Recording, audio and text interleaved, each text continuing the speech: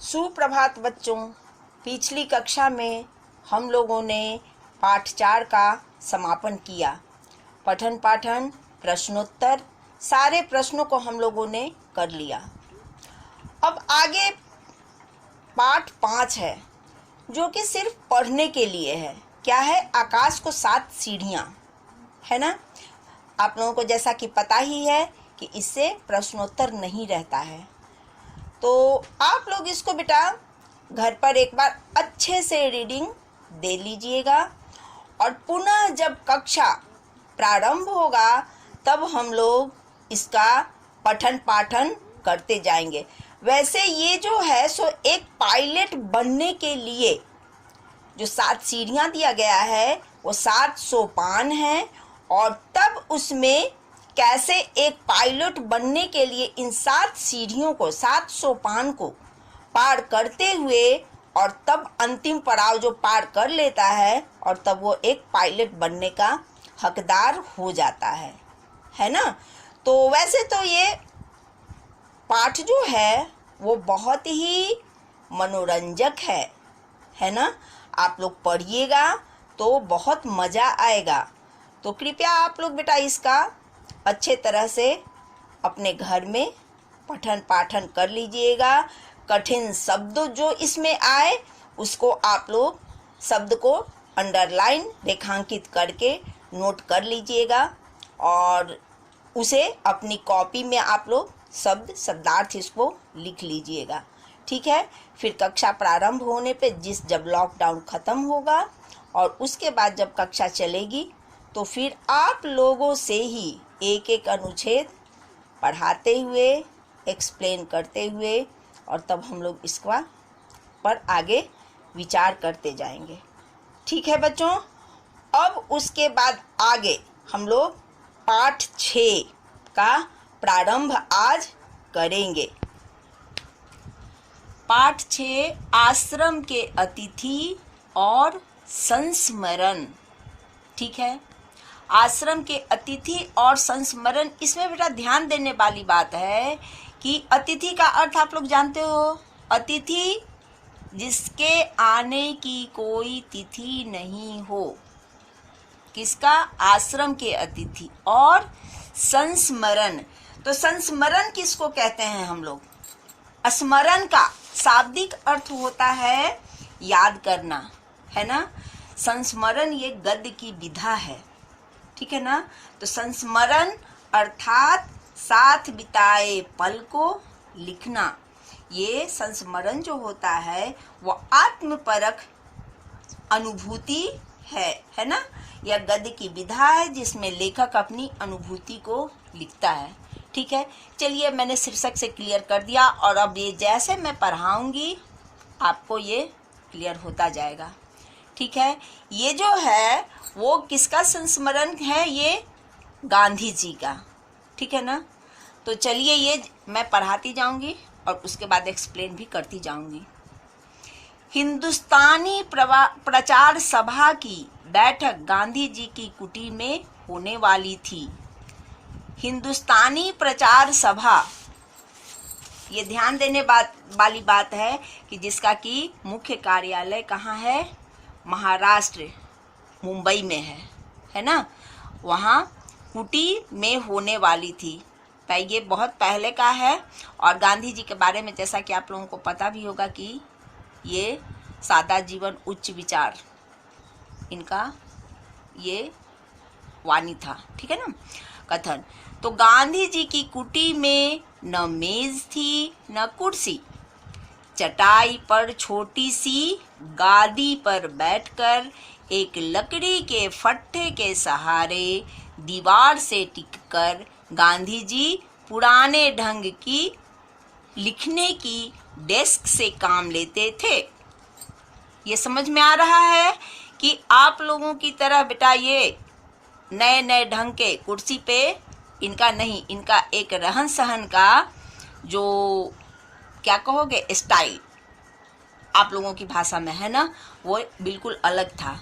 मिट्टी गोबर से लिपे फर्श पर चटाई पर ही और लोग आकर बैठते थे।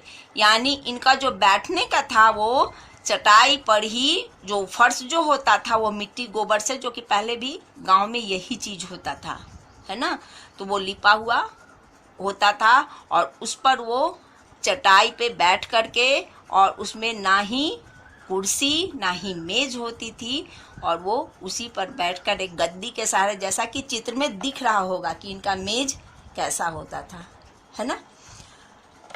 उस दिन गांधी जी ने वहां एक कुर्सी मंगवाई,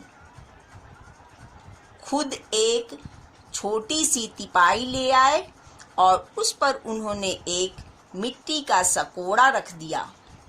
यह देखकर और लोग अचरज से देखने लगे। एक ने हिम्मत करके पूछा, बाबूजी, आप यह सब क्या कर रहे हैं, है ना। तो इसमें ये ध्यान दें, सकोड़ा जो होता है वो मिट्टी का कटोरी नुमा बर्तन, है ना।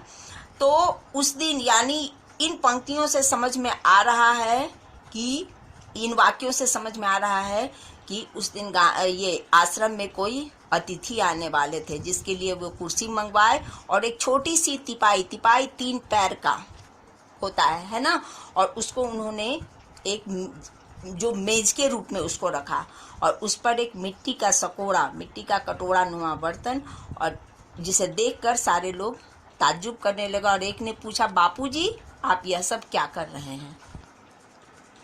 गांधी जी ने कहा, मौलाना अबुल कलाम आज़ाद आने वाले हैं ना, उन्हें ज़मीन पर बैठने की आदत नहीं है, उनके लिए यह इंतजाम कर रहा हूँ। अब ये मौलाना अबुल कलाम आज़ाद, ये कौन है? ये एक स्वतंत्रता सेनानी थे, और ये जान लीजिए बेटा जानकारी के लिए, कांग्रेस के प्रेसिडेंट भी रहे हैं और 1952 में ये शिक्षा मंत्री भी थे, ठीक है।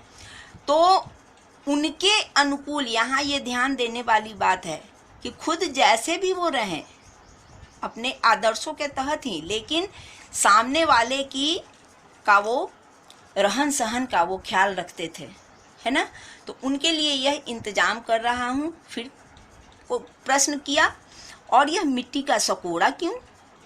यह एक राखदानी है, यानी उपयुक्त चीज़ों से ही, जो भी है वहाँ मौजूद सामान और उन सामानों से ही वो उसके उपयोग का, राखदानी समझ रहे हो, जो सिगरेट वगैरह का जो एस्ट्रे होता है, ठीक है ना, उसका वो रूप दिया, यानी सकोड़ा को वो उसका रूप दिए, ठीक है। गांधी जी अपने यहाँ आने वाले अतिथियों की सुविधा का कितना ध्यान रखते थे, यह इससे स्पष्ट होता है। यही बात जो मैंने बताया ना कि वो खुद जैसे भी हों, उनका सादा जीवन, उच्च विचार जिस पर वो रहते थे, लेकिन वो जो भी अतिथि आते थे उसकी सुख सुविधा का वो पूरा ख्याल रखते थे, ठीक है। वे अपनी जीवन पद्धति से दूर अन्य ढंग की जीवन पद्धति जीने वाले की अड़चन समझते थे। वे नहीं चाहते थे कि उन्हीं के विचार और आचार हुआ व्यवहार दूसरों पर जबरदस्ती लादे जाएं। कोई अहिंसक ढंग से उन्हें अपनाता तो वे इसका स्वागत करते थे। समझ में आ गई? यानी वो अपने विचारों को जबरदस्ती किसी पर वो थोपना नहीं चाहते थे। उनके विचारों को अगर कोई स्वेच्छा से अपना ले तो इसका वो स्वागत करते थे, ठीक है। अब आगे देखिए उनके जीवन का ही, उनके रहने का, उनकी सोच का। गांधी जी छोटी से छोटी चीज का ध्यान रखते थे। मनोहर दीवान से उन्होंने कहा, पुनिया लपेटने का जो डोरा था वह कहाँ गया? उन्होंने दूसरा डोरा ला दिया, पर वे बोले, नहीं, यह नहीं चलेगा। मुझसे डोरा गुम हो जाए, यह कैसे चलेगा? यहाँ ध्यान देने वाली बात है कि छोटी छोटी चीज़ों के, यानी वो किसी भी चीज़ की बर्बादी को बर्दाश्त कभी नहीं कर पाते थे। मनोहर दीवान ने पूछा, बाबूजी, इस छोटे से डोरे में क्या रखा है? बापू बोले, अगर मेरे हाथ से डोरा गुमने लगे तो स्वराज्य भी गुम होने में देर नहीं लगेगी। कितनी बड़ी बात हो, यानी वो छोटी से छोटी चीज को भी संभाल के रखना उनकी आदत थी। तो स्वराज्य यानी अपना राज्य, इस तरह की अगर कहने का तात्पर्य ये है कि अगर छोटी छोटी चीज़ों में लापरवाही किया जाए तो ये स्वराज्य राज्य को भी जाते देर नहीं लगेगी। ठीक है। उसके बाद देखिए, बापूजी जो चिट्ठियाँ आती थी उनके लिफाफे, तार के कागज, चिट्ठियों के एक तरफ के कोरे कागज या बचे हुए कागज को भी संभाल कर काट कर रखते थे। वे सोचते थे कि कागज का अपव्यय हमें नहीं करना चाहिए। यहाँ अपव्यय शब्द का अर्थ हुआ व्यय, खर्च करना, अपव्यय बर्बादी, यानी वो छोटी छोटी सी जो कागज का टुकड़ा होता था उसको भी वो जो काम में आने लायक रहे उसको वो फाड़ करके, संभाल करके, काट करके रखते थे कि जिससे वो आगे किसी काम में वो आ जाए। ठीक है ना। चलिए, गांधी जी यह भी चाहते थे कि सब चीजें जो काम में लाई जाएं वे स्वदेशी हों। स्वदेशी यानी स्व, अपना, देशी देश का, यानी जो भी व्यवहार में आए वो अपने देश का हो। एक बार उन्होंने आश्रम में कृष्णचंद से कहा कि बढ़ई के सब औजार ले आओ। वे बाजार से खरीद कर ले आए। गांधी जी ने कहा, ये तो विदेश के बने हुए हैं, वे सब तभी मैं काम में लाऊंगा जब वे स्वदेश के बने हुए हों। है ना, कितनी बड़ी बात है। इसी कारण सिला हुआ कपड़ा पहनना उन्होंने छोड़ दिया, चूंकि तब सुई भी हिंदुस्तान में नहीं बनती थी, न ही सिलाई की मशीन, न कैंची। है ना, इसलिए उन्होंने पुराने ढंग की धोती और चादर, यहाँ ध्यान देने वाली बात है कि जिसको कि सिलने की कोई जरूरत नहीं पड़ती है। बिना सिला हुआ कपड़ा पहनना ही जीवन के अंतिम कई दशकों में अपना पहनावा बना लिया था। के स्वदेश के प्रदेश के प्रति कट्टर, अपने देश को स्वदेशी होने का ये प्रमाण मिलता है। यहाँ बेटा इस अनुच्छेद में जब स्वदेश की बात आई है तो एक चीज़ मैं आपको बता देना चाह रही हूँ।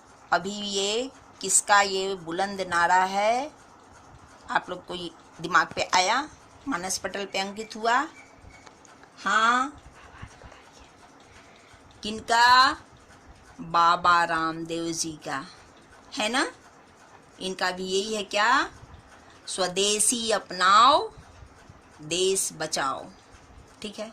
चलिए अब आगे आए। एक दिन एक नौजवान सेवाग्राम में आया। वह गांधी जी के साथ आश्रम में उनकी सहायता करना चाहता था और सलाह लेना चाहता था। है ना। क्या? वह बोला, मैं आदमियों की सेवा करना चाहता हूँ पर ईश्वर में मेरा विश्वास नहीं है। ठीक है ना। इस पर वो देख लीजिए कि किस ढंग से उसकी वाणी का ही उसको एहसास कराए। गांधी जी ने जवाब दिया, मनुष्य से प्रेम और सेवा बहुत अच्छी बातें हैं, पर मनुष्य ईश्वर का स्थान नहीं ले सकता। ईश्वर के बारे में अलग अलग समूहों में लोग अलग अलग तरह की कल्पनाएं करते हैं और उनमें अधूरापन आ जाता है, यानी ये मतभेद हो जाता है। ठीक है ना।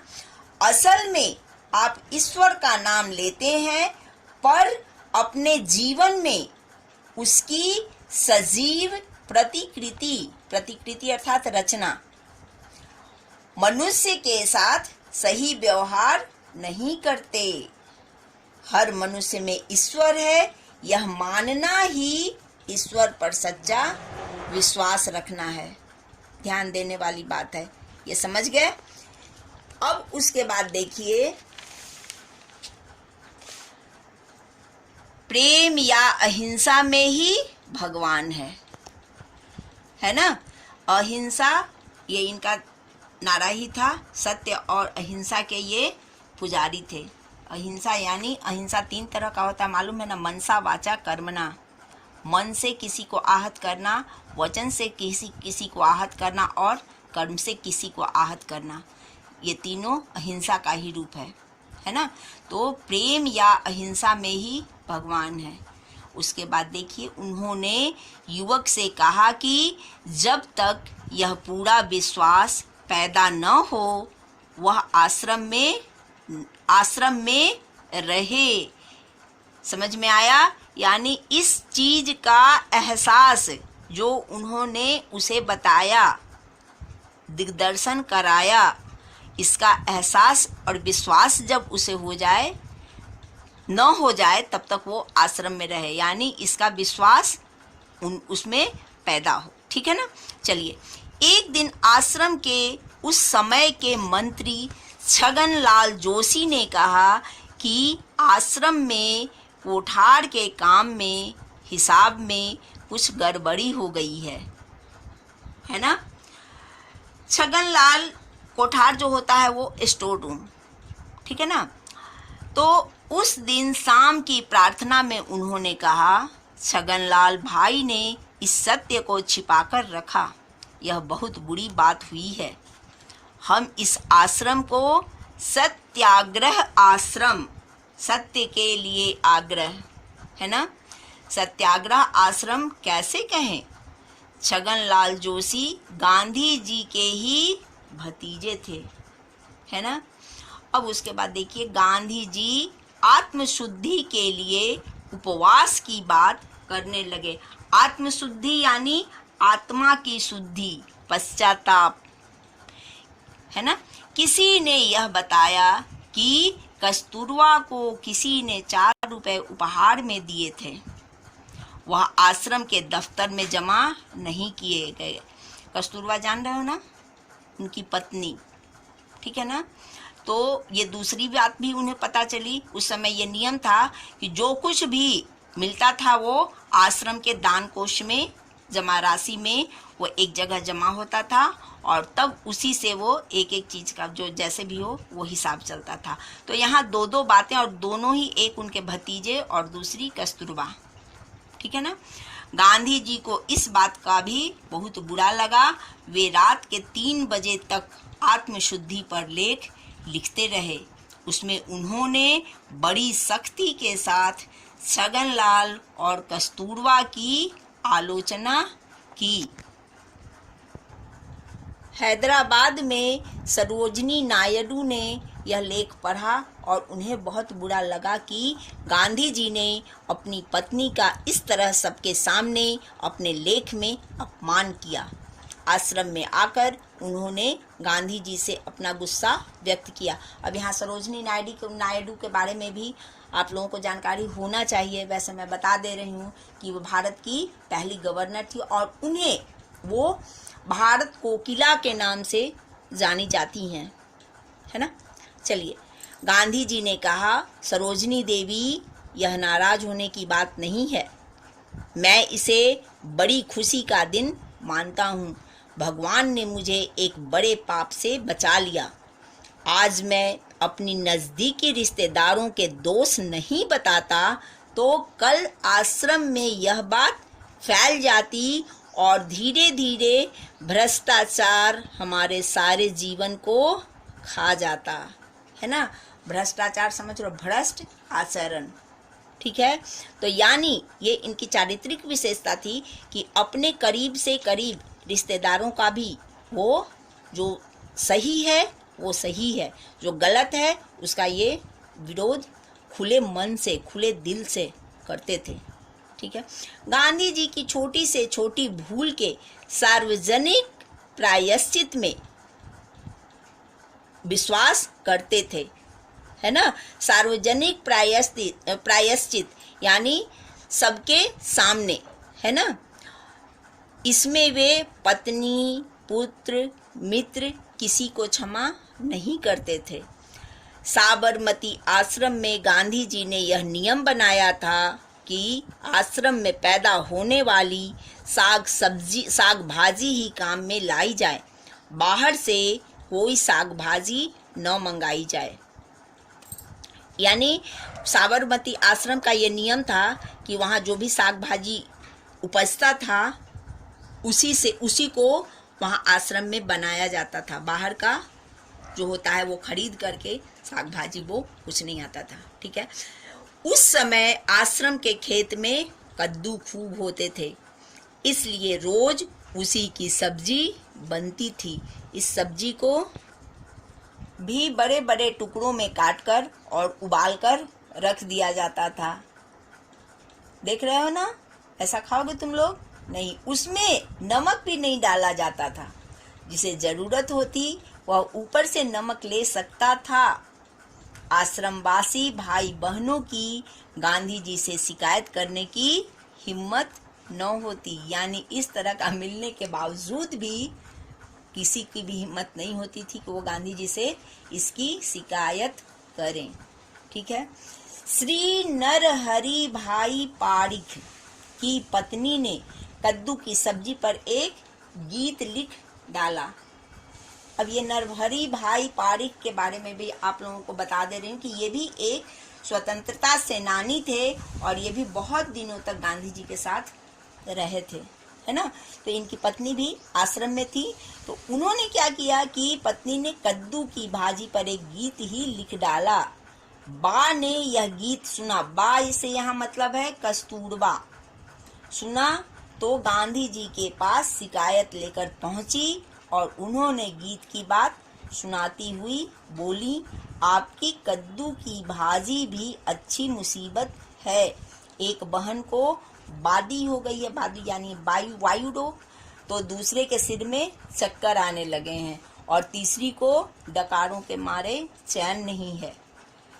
कद्दू का साग क्या कभी सिर्फ उबालकर बनाया जाता है, उसमें मेथी का बघार लगाना चाहिए। बघार यानी तड़का, आपकी मम्मी बनाती है ना। गरम मसाला डालना चाहिए तो तब तो ठीक रहता है, वरना तो नुकसान करेगा ही, है ना। ठीक है बेटा, ये यहाँ तक अब बहुत थोड़ा सा बचा हुआ है ना। आगे का ये जो एक पेज है वो अगली कक्षा में मैं इसका समापन कर दूंगी और तब फिर प्रश्नोत्तर पर भी विचार करूंगी। फिलहाल आप लोग इसको अच्छे तरह से पढ़ लीजिएगा फिर से, और जो भी मैं बताई हूँ उसको पढ़ करके और इसको आत्मसात करने की कोशिश कीजिएगा।